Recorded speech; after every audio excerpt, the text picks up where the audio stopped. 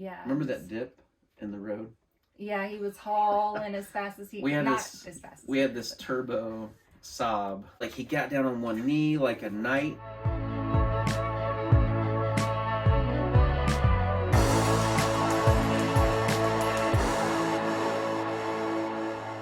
Hey everybody, welcome back to my channel. This is Rouse Rising. If you are new here, this is my husband Aaron, and I am Katie. And today we are going to bring to you a question answering vlog about our births, and more specifically our most recent unassisted birth.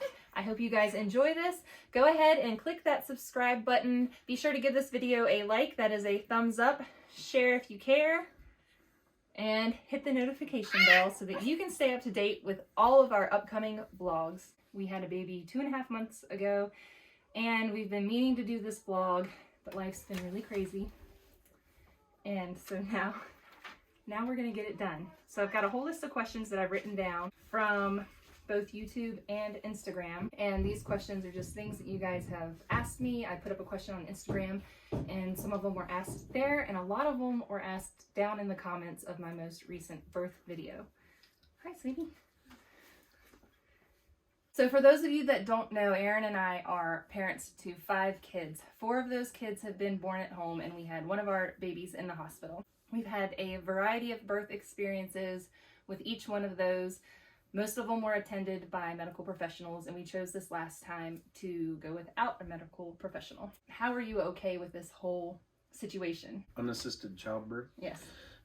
I think since day one, I've been trusting of you in the decisions you make, because I don't give birth, you give birth. I trust you. It was stressful, but I mean, it was fun. What about the experience for you felt stressful? We've had 5 children, but I don't pay attention. I'm a dude. I was watching you to see how things were going, and it was very stressful, but you know, once he was out and he was crying, it was a huge relief. Someone asked, how do you mentally prepare for labor once you know how labor goes? So once you've already experienced natural birth, it's natural for you to have a little bit of anxiety surrounding future births, because you know the intensity, you know what you're facing, and you know that you have to get through the other side. But until you're on the other side, some people experience anxiety. And I know for me, I had anxiety. I kept saying, oh, I think I want to go to the hospital and get an epidural. And then people would say, oh, but it's COVID, you're going to have to wear a mask in labor.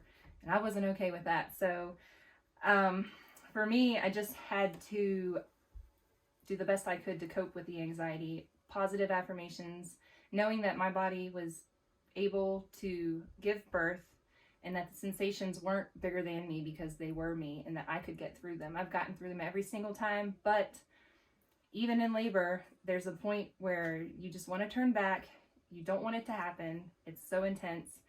And I think even then there's some anxiety, and I felt like I just wanted to escape my body. But you just stay calm and work through it all, through your whole pregnancy. And then when you have your birth, you just have to do the same thing. Just stay calm and figure out how you're going to stay calm through every single surge so that you can relax your body. So the mental prep for that was really just trying to physically relax when I was feeling stressed out about it. I'm just accepting the fact that birth is inevitable and it's going to happen. There's nothing I can do to stop it. I think it's okay if you don't stay calm. Do you know what I mean? Because it's a pretty serious situation. It's serious, but it's a natural situation. You know what I mean? Like, it's going to happen. Yeah. It's not going to happen. I think it's amazing, you know, how women can do that, because dudes couldn't do that. And when I tell you, like, all the time leading up to it, he would come home and I would say, I don't want to give birth. Or you would say, I don't know if I can do this, but it's not if you can do it, it's going to happen. It's going to come out one way or the other. Yeah, that baby's coming out of you. I'm not sure that there's ever been anybody that's been pregnant forever. So somebody asked, how long were my labors? My first labor, 27 hours, but that's from my very first contraction until baby was born. And that was a long time. I woke Aaron up at 3 o'clock in the morning, bless your heart. And we didn't. The first one? Yeah, Riker, the first baby. We were up from 3 o'clock in the morning one day until he was born 6 o'clock in the morning the next day. So we were awake that whole time. And then I was awake a good bit longer than that. But anyways, the labor was 27 hours, 4 hours pushing because he was posterior. And it took a long time. And for first time moms in general, it takes a long time. Like I was pushing a long time. Aaron caught that baby. So our second baby that was born in the hospital, my total labor time, so first baby was 27 hours. The second baby was 7 hours. And our labor that day was 42 weeks. That day it started because I woke up in the morning and I cried. And I asked Aaron if we could go shopping and out to eat and into town and just take our mind off of it. So we went into Barry St. Edmunds and just made a day of it. This is second baby? This is Hagen. So we were in the river house. And then when we came back from town, there was, in England it's always wet. So there was actually a tree stump in our driveway that had fallen over. This massive tree stump had fallen over into the driveway. And I remember I was like having really light cramps. And I remember just like walking by that tree stump over and just thinking, wow, that's a big hole. That's a big mess. And we went inside and I started to get everything ready. And then by I think 10 o'clock, we realized that we were having a baby. I remember that. Yeah. And that was when me and Riker were watching like Dual Survivor, and we had to keep turning the TV up because you were making so much racket. I was making a lot of noise in the bathroom. So. And then you made me call the hospital, and you said something, and then I told the lady, and she was like, "You need to get to the hospital now." Yeah. Remember that dip in the road? Yeah, he was hauling as fast as he. We had We had this turbo saw because it was England, and like there's a spot because we lived in the country that you had to go. So, as a dude. What was that area called though? Because it's like swampy and all the roads were just like, I don't know. What was the term? I can't think of it right now. Something about not marsh. But, you know, as a dude and your wife's in labor, you think, okay, let's go fast because that's what you see in the movies and on TV. Well, when I hit that dip, she grabbed my arm and she was like, okay, just because I'm going fast doesn't mean that you need to go that fast. But it was just like a rules of engagement thing that she briefed me on. Yeah, because I was in the middle of a contraction and I couldn't tell him. I was like trying to tell him to slow down before, because we anticipated this dip in the road was coming, because it's just like a very, like, you know, when you get the roller coaster belly and all that. So we anticipated we were hitting the dip soon. I remember. And I was like, slow down. I remember, and I knew, like, I was going too fast for the dip, and I knew, like, preemptively, I'm going to get yelled at for this. But it was brutal. And yeah, I had to tell him after that. I was like, just. But it's, you know, one of those yeah, things. because it was like the movies. You think you go fast, but you actually need to go slow. And we had our toddler in the back seat, so we were taking him to drop him off. But anyway, so by, I think, 3 o'clock in the morning, we had a baby. She was born at 3 a.m., I think. Mm-hmm. So, yeah, second baby was 7 hours.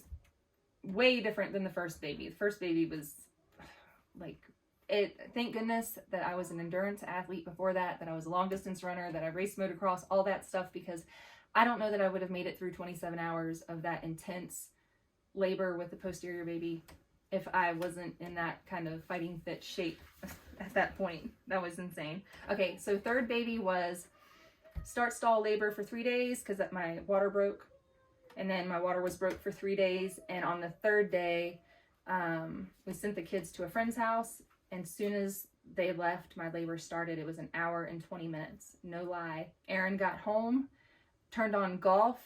I said, call the midwife, fill up the pool, or fill up the pool, call the midwife. He did both, and she got there, and 15 minutes later the baby was born. So it was like lightning speed, insane. I thought after that all of our babies would come really fast.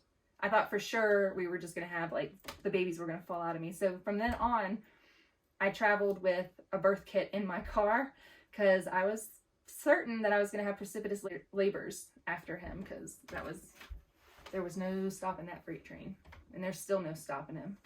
Somebody asked if our kids should be watching me give birth, and they were around for the labors, but when the actual baby came out of me, they weren't in the room, and that was just how it worked out. So what do you think? Should kids be around for birth?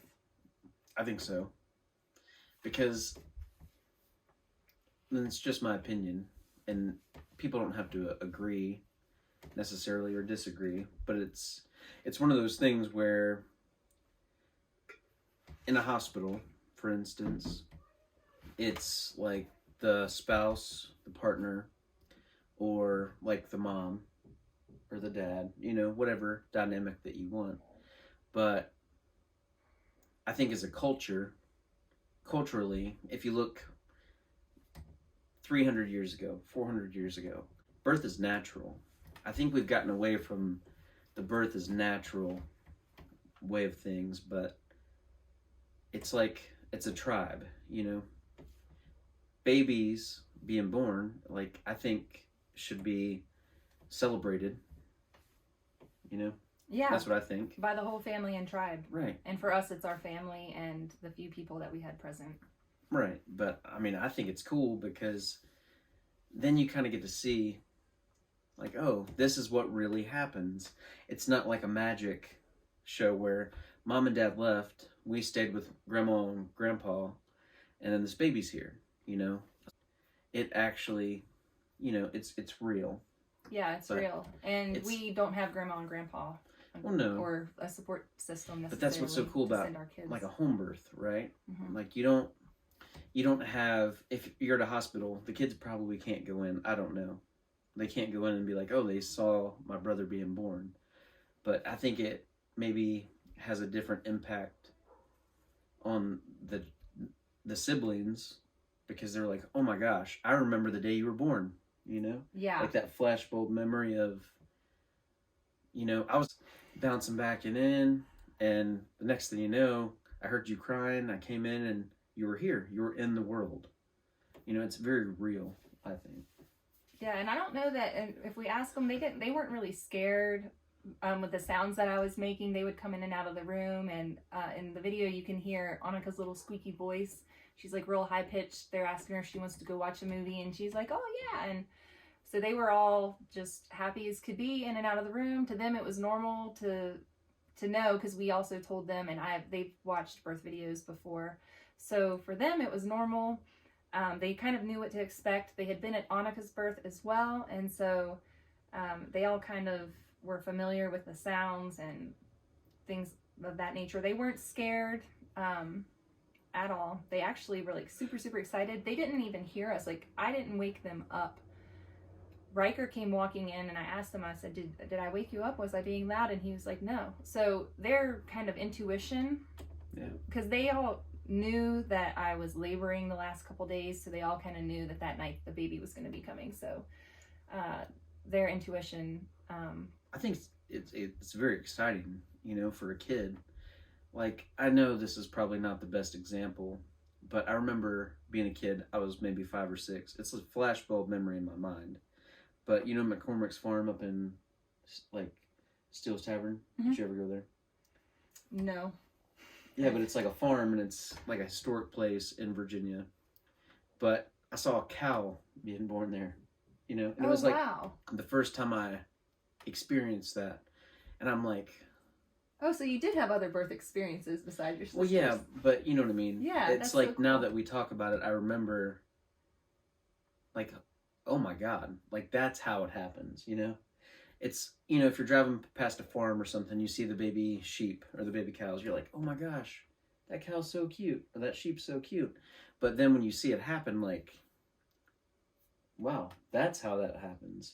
You don't know how... Until you see it. Do you know what I mean? You don't know how you see why it happens, but you're like, oh, and you're like, man, what is going on? But it's a pretty standard way that mammals give birth, you know? Yeah. But I think, you know, it's just kids should experience that, in my opinion. Yeah, and they have a huge appreciation for us and for the experience. They're so grateful for their baby brother. They tell me almost daily, Mom, thank you so much for our baby brother. I mean, even the 2-year-old has thanked me for him. They love him so much. And so I think them seeing what it took for him to be born and what Mommy had to go through also helped them have a bit more of an appreciation, maybe. And maybe when they're older, they'll be able to reflect back on their birth experiences and support their spouses and whatever they choose when they have children, if they choose to have children. So then Annika's labor, she was our 4th baby, and her labor was, I took castor oil at night and then woke up around 2 in the morning and was kind of miserable from 2 o'clock in the morning until 8 o'clock in the morning. And at 8 o'clock in the morning, that's when my cramps that I was having, my contractions, they were brutal all night long, but very inconsistent. But at 8 in the morning, they ramped up and they were very normal. And then she was born at noon. Was it noon or 11? She was born and everybody was out of here by lunchtime. I know that. So it was a 4-hour labor. That's the part where it was 4 hours from when I considered things were regular and I was ready to notify my birth team that, hey, this is the real deal. I'm actually going to have a baby today. This isn't BS. And it was at 43 weeks. So it was the last day that I had to have a baby and have a midwife at my birth. And then if I would have gone farther, I would have had to either go unassisted or go in the hospital or whatever, but I wasn't prepared then to birth unassisted.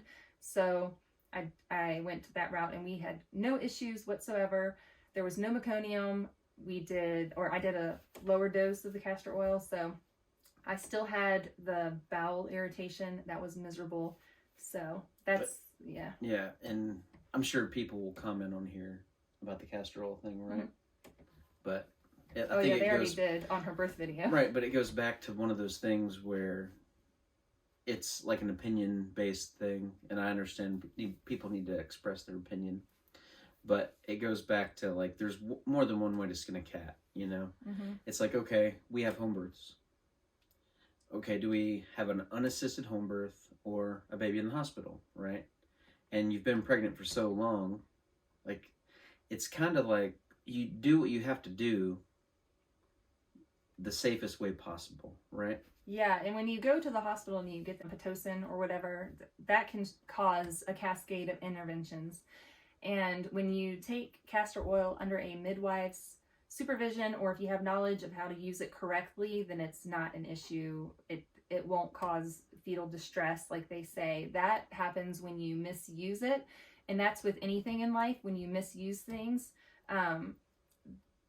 stuff happens, like bad things happen. And so we were very cautious. I did less than the recommended amount and it worked for me. So anybody that chooses to do that needs to do their research and make an informed choice about it. So that labor was 4 hours, and then this labor was, I don't even know, because I had start-stall labor again, where I would labor a little bit and think, okay, I'm going into labor, and then it would totally fizzle out. No, it was 1 a.m. to 6 a.m. He was born at 6 a.m.? No. He was born at 4:01. He was born at 4. 4 hours. So I woke, 12. But my labor started at 9, I think, because when I didn't wake me up until midnight. Yeah, because I didn't know if it was real, and so I was like, I'll just labor until I need him, and then I'll wake him up. But I knew he needed to sleep because he was going to be my support person, so he needed to rest, and I could labor and see if it was the real deal. But by 11 o'clock, I called my my photographer and my doula. And my doula was actually a trained midwife's assistant as well.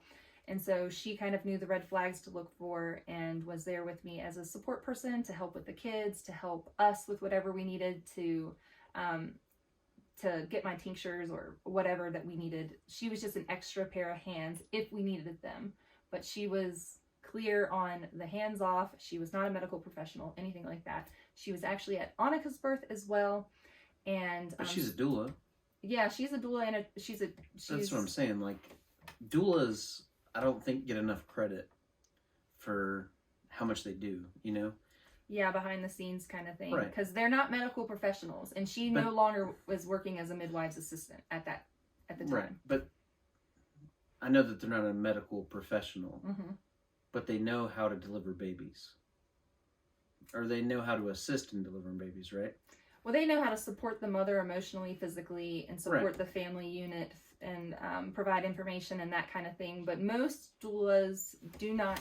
It is a hands-off thing. When you're a doula, you don't touch the baby at all. Right. Like, so doulas don't deliver babies. So she wasn't there to deliver the baby at all. She was there as an emotional support person for our children, for us, if we needed her to do whatever we needed her to do. And she is amazing. She knows exactly what to do. And she's one of those people, you don't have to ask her to do anything. She's just helping the kids or making a meal. She crushed it. Yeah, it was awesome to have her here. So the next question is, why don't you just get an epidural? Why go through it for the exact same result, a baby at the end? So when we had Hagen in the hospital, they made us go to this class prior to her birth. So in 3rd trimester, you go to a class and they tell you everything and you have to sign consent forms for like everything. So they talked about epidural. I think you should know the options that you have, but it's kind of like one of those things where maybe if you don't know it's available, you might not resort to it, you know? Yeah, so when they talked about the epidural and they talked about the physical process and everything that happened, how did you feel about it? Well, I didn't feel great just because it seemed invasive, because it's ironic as well, because about how long after Hagen was born, I had that spinal tap. Yeah, like a year later. Yeah, and I'm like, oh, you're going to give me an epidural, basically. And she's like, yeah, it's very similar. But in that class, though, when they started talking about the epidural and the risk of paralysis and all that kind of stuff, and they talked about what the needle does and everything, he almost passed out. You got clammy and you were like, I need some water. It was like, and it was one of those situations where I was like, honey, don't worry. I don't plan on getting an epidural. Right? This was with Hagen in the hospital. When he didn't handle the discussion about the epidural very well. Well, the thing is, when you have a baby at home, I didn't even know that existed. What? The epidural thing. Oh, that they heard of epidurals. They paralyze you from the waist down. Right. And it was scary to him. It was, but then it was scary to me too. It was scary. But I knew what it was. But then when I got my spinal tap, it was a very similar procedure because, they're doing essentially the same thing, but it caused anxiety because of the risks that were there. There's risks to everything. Yes, and I will say that when I was 16 to 18, I was getting steroid epidural injections in my lower back for herniated discs. So I have had epidural injections before. They're the exact same as what you get in labor, but the medication is different. The purpose is different, but it's done the same way. So I have had epidurals before for pain management, and I won't get them ever again. And I definitely... I wouldn't get one in birth just because, for a variety of reasons, the cascade of interventions, I just rather figure it out. Well, yeah, but see, that's your preference. That's my preference. I understand, if I was a woman, I'm not going to rule it out that I wouldn't get that. Do you know what I mean? And because... I didn't rule it out last time. Well, no, but there's so many different ways to do it, to get to the same end result of a healthy baby, a happy baby. And a healthy mother and a happy mother, because mothers matter too. It's not. That's what it's about. Both of them. Right. It's a combined thing. And a lot of people say, "Oh, well, as long as you have a healthy baby." Well, if the baby's healthy after an unnecessary cesarean, but the mother's the one who's left battered, beaten, bruised, ward torn, and then everything else that comes in the postpartum with that, it just doesn't seem. For me personally, something that I would want to face. It terrifies me. So, and not to mention, we had somebody that we went to high school with died during a cesarean section, and that happened when I was pregnant with Hagen. And then I was faced with a high-risk birth where they wanted me to have a cesarean section, and I was like, but wait, my friend died, and here I have to have a birth in a hospital, which I was already scared of doing because I was afraid of the cascade of interventions. So that was an anxious birth, but we worked through it, and I think we learned a lot from that birth in the hospital. It helped me be a better doula, a better support person, and just a more understanding, compassionate person for people in those situations. But it also, we gained so much information from that experience. I think it was great just because you get to see the other side of we thought that was our only option because of, what was it, placenta previa? Yeah, marginal previa. Right. But you get to see, kind of the full gamut of, there's more than one way to do it, Mm-hmm. And we were very, very lucky. We had an amazing labor and delivery nurse, and we used a labor pool to labor in, and then I got out and I was leaning on Aaron in the final stage of labor and pushed the baby out while I was kneeling on the floor. And it was... The funny thing about this, and I don't know if you've ever told this story, but the doctor that delivered Hagen, it was a very chill doctor. He was very chill. Super chill. So, like... Young guy. I knew that the baby was coming out. I knew Hagen was coming out. But he, like, pops his head in. He's like, oh, cool. The baby's coming out, right? And Katie's on all fours because that's where she wants to be. And they're cool with that. She's on the floor. And then, like, Hagen is coming out of Katie's body. And it's, like, slow motion happening, you know? And I'm like, the baby's coming out and there's no sense of urgency, you know? And it's like... He like swooped in and like it was like swooped in and put this on his... nurse put on his stuff. He just like swooped and into his... It was like he got down on one knee like a knight or something, and then he catches the baby, because I thought honestly Hagen was going to hit the floor, and I'm like, you know, which it wouldn't have been a big drop because it was like Bodhi's birth. It would have she would have just slid right out. And but he was so cool, calm, and collective, where he knew I'm not a doctor. He was probably the best doctor we could have had, and I was scared. And we had never met him in a prenatal appointment. This was a complete stranger to us. And it was perfect timing. I mean, baby was coming out, Hagen was coming out. He just caught it like he was. It was like a sideline catch, you know, and then for the Super Bowl or something. It was super cool. Because I didn't have any vaginal checks there for dilation or anything. I didn't want them to know like where I was at in my labor, simply because I didn't want them to try to intervene. I wanted to try to have the baby in the water, that kind of thing. But they heard me change my sounds that I was making in labor, and they came in and said, get out of the pool now, kind of thing. You can't have the baby in the pool. We got to get you out of the pool. And that was a lot of pressure to get out of the pool. So I got out of the pool and I just dropped right there on the ground. A nurse said, you have to get in the bed. I said, no. The doctor came in and he said, she's fine on the floor. I'll go to her. I do remember that. And because I was like, I'm not getting in the bed. Like, the big thing is too, if you're having a hospital birth and you want to do it as natural as possible, the birth plan thing. Like, how many birth plans did I have? I had like 50. Yeah, I handed to every person. Every person I saw, here's our birth plan. Yeah. And I've actually heard stories of people who had to give birth in the hospital, you know, because of some, you know, a health risk, and their birth plan wasn't right. But, you know, you do the best you can.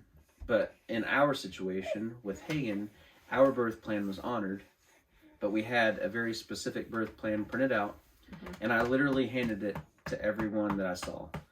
You know, if there was someone in the hallway that worked at the hospital, here's our birth plan, you know. Yeah, I made sure to have plenty of copies because there was a couple things that I was adamant about, and I think one of them was the no Pitocin for the third stage delivery of the placenta.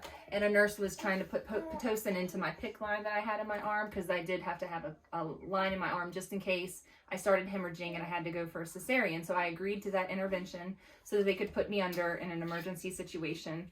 So, yeah, she was going to inject it in I can't remember where she was going to inject it in my leg or what she was going to do, but I had to stop her. And then she looks at the doctor like, I have to give her this Pitocin. And he's sitting there waiting patiently for the placenta. And he said, no, he's like, sometimes it takes time. And we were it took 45 minutes. And that was the first time that the nurses had ever seen a placenta, a physiological third stage of delivery, because in that particular hospital and in most of their careers, they were all military nurses. They had always seen a medically managed third stage of delivery. So one of the nurses thanked us for the experience, because she said she had never seen some of the things that we did in our birth in the hospital. So it really opened a few nurses' eyes to what was possible, what the possibilities were for birth. So that was cool. And back to the birth plan. If you have a birth plan and they're not honoring it, you know, stand your ground. I mean, that's the personality type I am. Intervene and say, hey, if at all possible, we would like to do this because this is our birth plan. Mm-hmm. It is your spouse. That's her wishes that she wants to have granted. So he advocated for me. Right. I mean, I think it's huge where I understand that it might be an expedited process in the hospital at times. Stand your ground, you know? Yeah, when they want you to make a quick decision, you can say, can I have more time? I'm not ready to make this decision yet. With whatever medical intervention that they want to do, there is very rare cases where there's a life-threatening thing happening in labor. It's very rare that things are life-threatening and that things need to happen quickly. A lot of times you have time to make a decision. You have time to ask for more information. So with regards to the question, which was about the epidural, like why not just get an epidural? There's a variety of reasons why I don't want an epidural. Of course, if there was a medical emergency, we would have addressed that. Okay, the next question is why unassisted? Why didn't we have a midwife? And I felt because I had midwifery care throughout the pregnancy, and I had consulted with a previous midwife of mine who encouraged me the way I was feeling and what I expressed to her early in my pregnancy. She said, why not just go unassisted? She's like, all of your births have been normal. Everything's normal so far. She's like, you know what you're doing. You can do it. Ultimately, like that put the seed into my brain. I was like, you're right. Let me just learn everything I can and go unassisted. And so I had a midwife throughout my pregnancy. We had a midwife. And then at 37 weeks, I expressed that I possibly wanted to go unassisted and have her available for postpartum care. However, because of liability reasons, et cetera, we just terminated our patient-provider relationship at that time. And from then on, I was unassisted, and that was from 36 weeks or 37 weeks onward.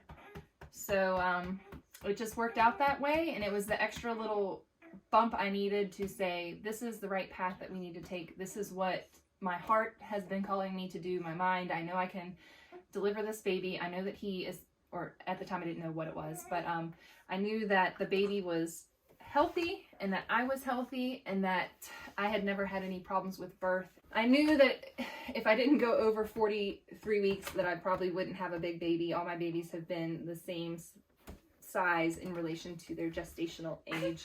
There was no recklessness. No, we weren't being reckless at all. We were very informed. We knew emergency procedures.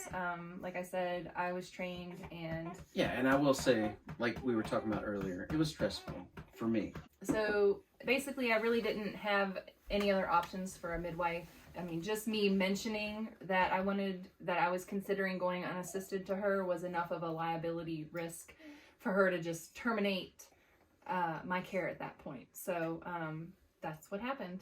And there's no bitter feelings about that or anything. It was just like the extra kick in the butt that I needed to make a firm decision and to stick with it. And from that point on, our path was set and we were prepared for it. I had been preparing my whole pregnancy for that, and I've been preparing for the last 10 years for that with all of my doula training. And I've been through 2 doula trainings now, and I've been through 2 midwife assistant trainings now. So there is that to be said. And I worked with a midwife and I attended many births. So I know how to monitor a baby and I know how to monitor a mother. And during birth, during labor, how do you know when to push and when to stop pushing? If you don't have an epidural, then you can feel everything in your body and you actually can't control the second stage of birth or of labor, which is the pushing phase. You can't control it. It's like if you have an explosive case of diarrhea, like your body is going to force that baby out of you. What happens is your uterus contracts, and as it contracts, it's pulling open your cervix, and your cervix is dilating and opening. And what that is doing is your uterus is building the fundus, which is the top of your uterus, and your fundus is pushing your baby down and out gradually. It's called fetal ejection reflex, or fetal ejection response. And it's just, you hit a certain point in the baby being engaged and the baby coming through the cervix, you reach a certain point and your body just kind of ejects it. First it ejects the head, and sometimes it takes a while for your body to eject the head. It slowly stretches you. And if you don't have an epidural and you just go through it in your body, in your mind, as it's happening physically, then your body pushes the baby out. You just have to figure out how to like cope and breathe through that. And you will naturally do that. Unless you're screaming your head off and losing control, if you try to maintain control with your breath and with staying open, then your body ejects the baby. And your body's going to eject the baby no matter what. There's been women in comas. Their bodies have ejected the baby while they're in a coma. So it's going to happen. You don't need to know. You don't need a doctor to tell you. In fact, that is actually really dangerous when you are on your back with an epidural and they're holding your legs back and they're telling you to crunch up and to push and bear down and push your baby out and all of that. What actually ends up happening, and they're directing your pushing a lot of times. So when I'm a doula for mothers in the hospital, and if the team is like yelling at the mom to push or telling her to push, I always say to the mom, even beforehand when we consult, you just listen to your body. Your body starts to bear down and push, and you can either push with it or you can just allow your body to do the pushing. I think you push because it feels good. Somebody asked, why did I keep suffering? Do you feel like I'm suffering in labor, or do you just... Someone really asked that? Is it, yeah, like, is it really suffering? Because suffering to me would be like getting your leg chopped off, because that's not normal. But birth is normal. So suffering, right? Yeah, suffering. So you have a baby nursing you right now, right? Yeah. I don't think that's suffering, because are they referring to... They're referring to in my birth, in my labor, it appeared to them that I was suffering in labor, in birth. All right. So they wanted to know why would I do that to myself? Why would I suffer time after time again in labor and birth when there's an option for medication? Well, yeah, there's medical intervention, but it's like the satisfaction, I think. It's the satisfaction in keeping the baby safe and keeping myself safe. Like if you're safe and you know, and you've been through this for the 5th time, I don't think that's suffering. And we know that there's consequences and there's potential side effects and dangerous side effects to epidurals and things like that. So for me, if we were in England and we were allowed to have gas and air, I would be huffing that nitrous. I would be huffing that nitrous. You better believe it, because that has a very short half-life. It's not in your system very long at all. Like basically as soon as the lightheadedness goes away, it's out of your body. It doesn't have any long-term effects or negative effects on baby. It doesn't affect your labor, etc., etc., etc. You can still move around when you're taking nitrous. So gas and air, 100%. If you can get your hands on gas and air, do it for your labor if you want to. For me, when I used it one time with one baby, it took too much energy to huff the gas and air to get the amount of relief that I thought it should have been providing. It wasn't. Right, but it's not suffering, because it wasn't suffering. It's like suffering. You're having a baby. Yeah. Okay, like there's animal rights activists out there, okay? Like a dog. Do you give a dog an epidural? Do you give a moose an epidural? Or a grizzly bear or a black bear? Women have been giving birth forever. Not men, women. It's not suffering to give birth. To create a life. It's hard.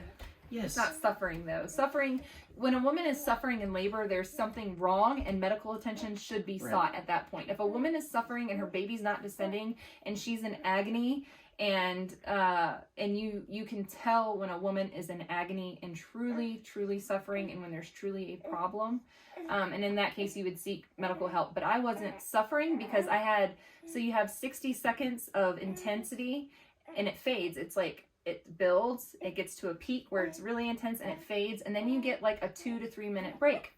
You get a break in between. So it's not suffering. Suffering would be nonstop agonizing pain. That's suffering. Labor is not suffering. You get a break every 2 minutes or every 60 seconds. That's how long a contraction lasts. But when you create this life and you have this child, any child, there's no suffering.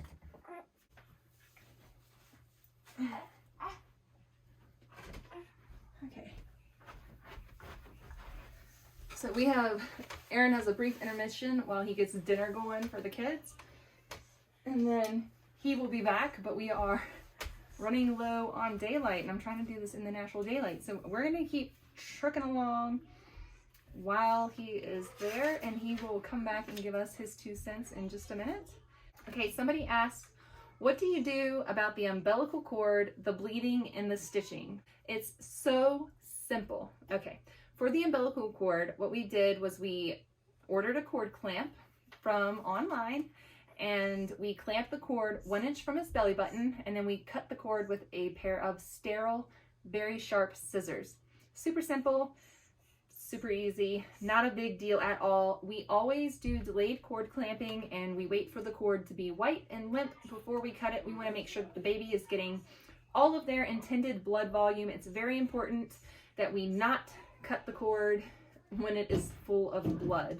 We need to let the Wharton's jelly clamp down on the cord. He's back. We need to let the Wharton's jelly clamp down on the veins and the blood vessels in the cord, or the artery in the cord. Then once the baby has all of their blood volume, then you clamp the cord and cut the cord. And so it's really a simple process. It is not an emergency to immediately tie off the cord and cut it. It's actually more beneficial for the baby to get all of their cord blood because it's loaded with stem cells, and that helps the baby repair any damage that may have happened during the birth or in the future, in the coming weeks. If something happens to the baby, a lot of times they just really need all their blood volume. It's good for them. They turn nice and pink, and they're very healthy when they get all of their blood volume. So this was a question that said, what did you do about the umbilical cord, the bleeding, and the stitching? So the bleeding, look, women have their periods. That's what you do about the bleeding. It's the same thing. So if there's excessive bleeding, that's a whole nother issue. If there's hemorrhage, that's a whole nother issue. I was sure to have tinctures available. So we had shepherd's purse, we had womb strings, and angelica tincture, and each of those serves a different purpose at different stages of the end of birth, the 3rd stage delivery of the placenta. So if you want to learn about that, the information is out there and you can learn about it. So the bleeding, there's going to be some bleeding, and if you know what to look for, then you can monitor if it's a hemorrhage or if it's not. Part of the reason why I got out of the labor pool, the birth pool that we had, and I had intended to birth in the pool. I really did. I think that my intuition had me get out of the pool so that we could monitor the bleeding, because when I pushed the placenta out, the placenta came out, but it was still attached to my uterus in one part. So it didn't come all the way out at once. I sat there for another 15 minutes waiting for it to release. And so there is a tincture you take for the placenta to help it release, and there's a tincture that you take to help stop the bleeding. So we used those tinctures, and I got my baby to latch on. My doula said, look at your baby. She was the one to remind me to look at my baby to get those loving feelings going. Erin came and sat behind me.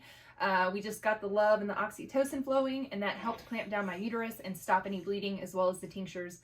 We used some very powerful tinctures, and so I didn't have any issues with hemorrhaging, but there are things that you can do at home, and there's always emergency services right down the road that we could have called if we needed to.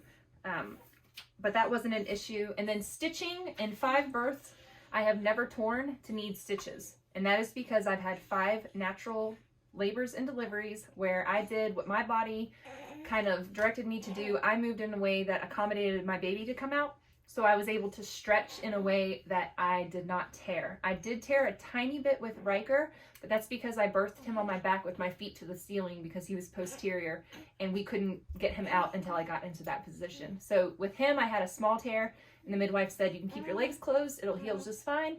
It did. But after that, like I said, I've never needed stitches. And if I would have needed stitches in an unassisted birth, I would have gone to the hospital and gotten stitches, or I know some medical professionals that possibly would have came to my home and done the repairs. So there's always that. I'm not going into this thing blind. We know what we're doing. So there's that. Okay, if he had been stuck, what would you have done? We did have a sticky baby. Our last baby before Bodhi was sticky. Annika, when she got to her shoulders, you can hear me in the video, I squeal really loud. She's turning, but It was hard for her to come out. I had to lift up one leg, so I got like one leg up, one knee up, and because I had been on my knees prior to that, so I like spread and got one knee up. Anyways, when you have a sticky baby, there's positions to get into that opens up your pelvis so that your baby can come out. And also you can hook a shoulder, you can hook underneath their armpit with a finger and help assist them out that way. Sometimes you can break their clavicle in the process, but that's like a last ditch effort. I knew that he wasn't going to be bigger than my last baby that was sticky at the shoulders, so that wasn't a concern of mine. I didn't have any fears about that. I didn't have any intuition that he was going to get stuck. I did keep saying, like, why isn't this baby coming out? I kept saying things like that, like, oh, I just want to push this baby out. And that's because it just takes time, and I didn't want to be in labor anymore. But it takes time for a baby to come out. And when you allow it to happen naturally, it is a slow, gentle process, and you don't tear. It just, 5 births, I haven't had more than like a tiny graze that maybe could have used 1 stitch, but it wasn't necessary. So tearing for me isn't an issue, even with a 9+ pound baby. And FYI, she's still sticky because popsicles, juices. She's just she's so sticky. Every day sticky, like, I don't know how, but like dirt sticks to her forehead. She's just sticky. She's so sticky. She gets multiple baths a day as a result. And she's so sticky. I think she's figured it out though. She's like, if I get filthy if and I throw dirt in my hair for 3 straight hours, if I just after a bath, I'll get another bath. Yeah. And you can't say no because she's so disgusting. Yeah, and she's so cute. So Sticky. She was sticky because she was the 43-week baby. She's sticky. Okay. So was this a conscious choice, or did you not have access to care? And this particular comment is referring to, in their country, they have access to maternity care that will come to your home. We had that same access in the UK, and then here we have that same access. However, we have to pay for certified practicing midwives. We don't have to pay for certified nurse midwives with our insurance. And so that was not a factor. The money was not a factor at all because our midwife would have been a certified practicing midwife and we would have had to pay her to attend his birth. That wasn't a factor. We actually had the money set aside to pay for that, but we just decided, I desired and wanted, and I just feel it in my core that I wanted to be the sole person to deliver my baby, and I didn't want anybody else around that felt like they were liable. I didn't want anybody around that felt like they were liable, that they had to help me remove the baby from my body. I didn't want that again. I also wanted a more intimate setting with Annika. We had a party. There were so many people here, and that was a very intense last bit of labor. I was definitely like, it was hard. And then Bodhi's birth was a lot more peaceful. Like when he came out at the very end, I was not roaring and screaming, and I wasn't like, I was doing that through contractions occasionally, but for the very last 2 pushes, I was pretty calm, and that was really what I desired and what I wanted. And I wanted him to have a peaceful transition into life. And I just felt like, I felt that throughout my whole pregnancy, that I just wanted it to be a very intimate setting and with limited hands and voices. And I think that we accomplished that. And he's been our most peaceful baby yet. He already sleeps through the night, no sleep training. He peed on the potty today. He peed on the potty. How old is he? He's 2.5 months. 2.5 months, peed on the potty. Yeah, which is all of our babies we started elimination communication with at this age. But he's just a really peaceful baby, and his name means all of that. Enlightenment, peaceful, nirvana. So that's just our baby, and I feel like he's a representation of the type of entrance he had into our family. Okay, so somebody asked, what about a cord around the neck, a nuchal cord? So we've actually had 2 babies that have had their cords wrapped around their neck, and it wasn't an issue at all to unwrap the cord from around their neck. So it wasn't a big deal. The arteries and blood vessels, or the arteries and the veins that are in the umbilical cord are surrounded by Wharton's jelly, and that is very protective. It kind of cushions everything so that it's very hard to pinch off a cord. If you've ever tied off a cord after birth, you know how tight you have to tie that cord. I mean, we've tied it with string where we've pulled it super, super tight and there was still blood coming out of the cord. A clamp works the best. You can tie them off with shoelaces and things like that, but as the cord starts to dry and shrink, those ties work temporarily. You have to keep retying them because the cord shrinks, but the blood still comes out until it's really well dried. So with nuchal cords, more oftentimes than not, like a lot of people say that the cord was wrapped around the neck and that's why a baby had a birth injury. A lot of times birth injuries are a result of a doctor pulling a baby out of a mother versus the cord being wrapped around their neck. So people will say their baby was deprived of oxygen when really the doctor pulled too hard to try to get that baby out, and did some damage in the spinal cord, cerebral palsy, that kind of thing. Cerebral palsy is actually a birth injury, and the medical community does not classify it as a birth injury. They make you think that your baby just comes out that way, but your baby doesn't. It is because of how the baby's removed. Okay, Erin's gonna go and work on dinner while I finish up this vlog. Somebody asked, how do you know if the baby is okay without a doctor there to know? And there's something called the APGAR score.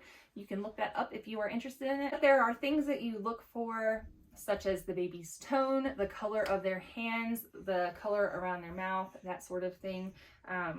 Are they rigid when they come out, or are they floppy? A floppy baby is a reason to call 911 immediately and to start infant resuscitation. So being trained in infant resuscitation or newborn resuscitation is really important, and having the tools to be able to do that properly is important. So we were prepared for that.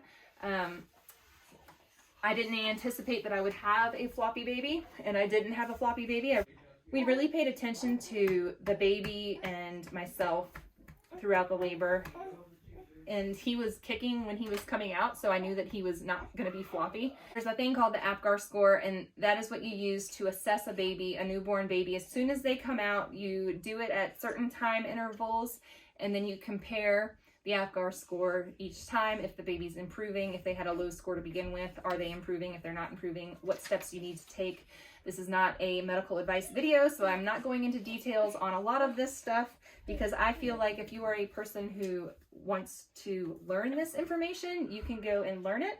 So for Dad Doula over here, he's been my primary support in all 5 of our births.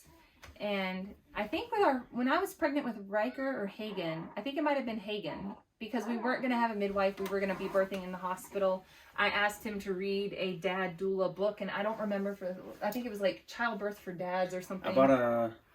It was a book on Amazon. Like it wasn't a audiobook. I actually read it. Okay. Our kids are chasing the chickens outside. We have the screen door open. Yeah, but it was very informative, and basically, it said whatever the mom needs, you give it to her. If she's thirsty, you give her something to drink. If she's hungry, you give her food. It's common knowledge, common sense, but anticipating mother's needs, basically. I would have never known that, but yeah, I wasn't like a certified doula. Knowing just to hold the straw up to mom's mouth so that she can take a sip, because the mother doesn't have the capacity in labor to articulate, give me some water, because we're so deep in focus. We're so into, how can I recover from the last surge? How can I prepare for the next surge? I need to rest, I need to rest, I need to rest. Here comes the next surge. So in those resting moments, your labor partners, whoever they are, dads, whoever your labor partner is, it's great for them to have the information and to read about how to be a good support partner so they can anticipate your needs and provide you with what you need in those moments. And even if you don't read about it, you don't have to buy a book on Amazon. If your partner, your spouse, if your friend is giving labor and she says, get over here, during this contraction, and she squeezes your arm, if she grabs your head and puts you in a headlock for like 3 minutes during a contraction, that's what you do. Or 60 seconds. Right. Yeah. Do you know what I mean? Yeah, like he's like the ultimate person, because I already know what I need to do, and then all I have to do is like say his name, and he knows that Aaron, get over here. Yeah, or, I don't even have to say get over here. I just say give me a Aaron. blanket. You know? Yeah, I get real barky in labor. But you have to blurt out what you need in that moment. Like, you just blurt it out, because there's no space for cordial comments. Communication. Yeah. Because it works good, because And with Bodhi, for instance, okay, maybe with the first baby, I would be like, oh my gosh, Katie yelled at me. You get to 10 years in marriage, 12 years in marriage, 5 kids. There's no, you don't take offense to anything, you know? It's like, you just let it roll off your shoulders at this point with everything. And you do the best you can. Yeah. And once the baby is out and healthy, and the mom is healthy, that's all it boils down to. It does. Epidurals, hospital births, it doesn't matter. The mom is healthy, the baby's healthy. That's all that matters. Yes, and I think it's just important that we honor the mother and her intuition and what she feels is best for her and her baby. Because a lot of times I think a lot of moms go into situations in birth where they're faced with something and it goes against what their intuition tells them. Yes, and I mean, I don't think you can emphasize that enough. It's intuitive. Mm-hmm. If you have a birth plan and the hospital is not honoring it, or a midwife isn't honoring it, you stand your ground, you feel that that's the best need for your baby, you do whatever you can to deliver a happy, healthy baby and a happy, healthy mom. That's what it all boils down to, I think. With the information that you have at hand, that you make an informed choice, and just taking time to make your choices so that you know what's best for you and for your baby. And you don't have to rush into any decisions unless there's like a life-threatening, you're hemorrhaging, for instance. The first sign of that, so if the placenta is bleeding out, you will notice it first monitoring the baby's heart and the heart rate. And if the baby, that's the first sign of hemorrhage. So as long as you're doing that, it will be the first sign before the blood actually exits the body. So that's just that's why midwives in labor, you monitor every 15 minutes, or depending on what stage of labor you're in, it might be in early labor every 30 minutes. It might be in active labor every 10 minutes. Or every 15 minutes. It just depends on that particular midwife's state and what their protocols are and what the regulations are and all of that kind of stuff. But as long as you're monitoring intermittently, checking baby's heart rate, you can detect a hemorrhage before the mother actually starts bleeding out of her body. So those are just things to keep in mind and to be mindful of and to learn and to educate yourself about. Like I said, I didn't go one day and just say, oh, I'm having a baby, I'm going to have an unassisted birth. No, it took a lot of thought.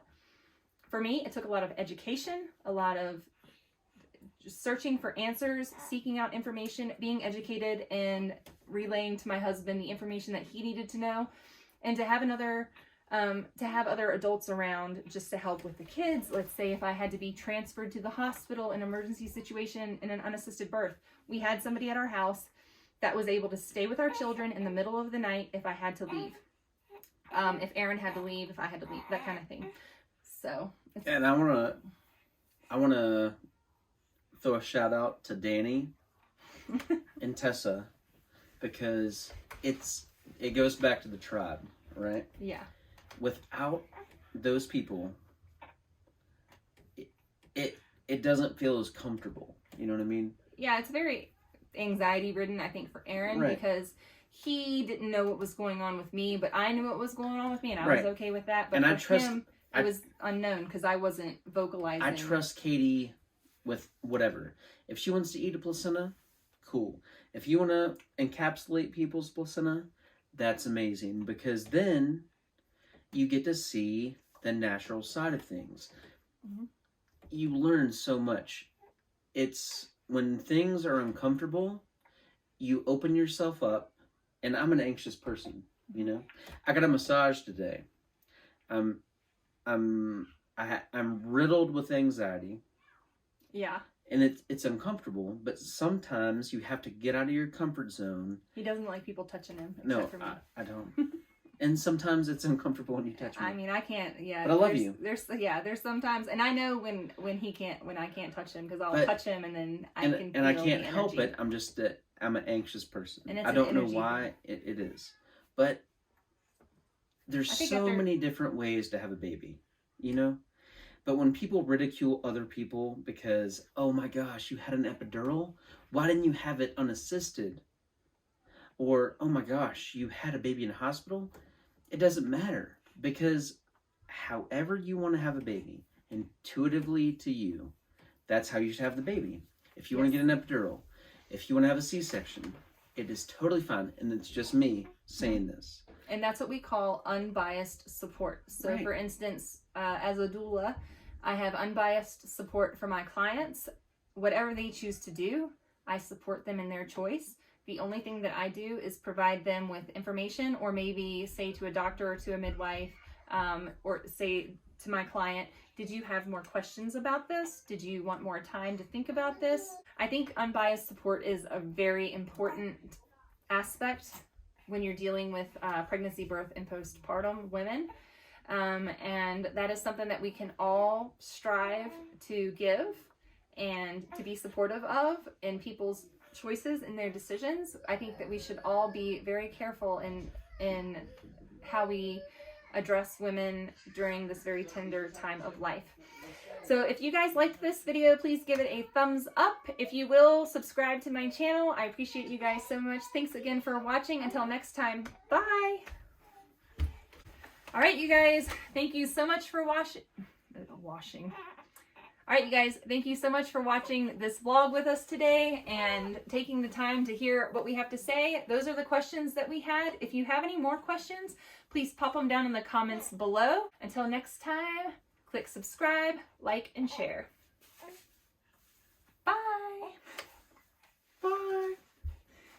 Bye. Bye. How do You say, okay? bye. You're right.